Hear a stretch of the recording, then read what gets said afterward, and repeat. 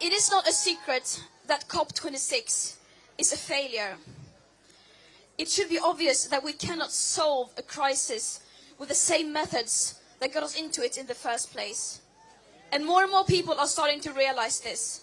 Many are starting to ask themselves, what will it take for the people in power to wake up? But let's be clear, they are already awake. They know exactly what they are doing. This is no longer a climate conference. This is now a Global North Greenwash Festival.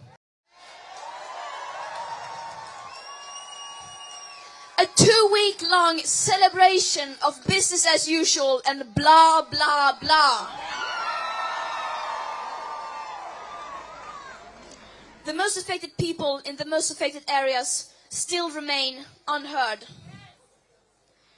And the voices of future generations are drowning in their greenwash and empty words and promises. But the facts do not lie. And we know that our emperors are naked. To stay below the targets set in the Paris Agreement and thereby minimizing the risks of setting off irreversible chain reactions beyond human control, we need immediate, drastic, annual emission cuts unlike anything the world has ever seen. And as we don't have the technological solutions that alone will do anything even close to that, that means we will have to fundamentally change our society. And this is the uncomfortable result of our leaders' repeated failure to address this crisis.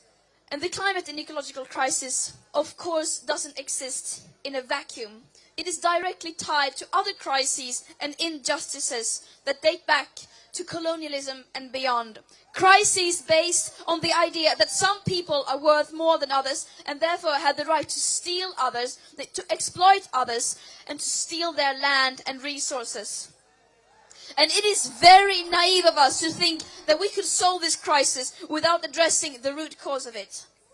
And the question we must now ask ourselves is, what is it that we are fighting for?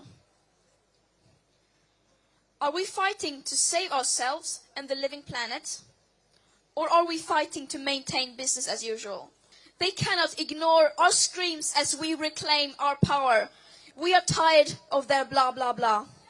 Our leaders are not leading. This is what leadership looks like.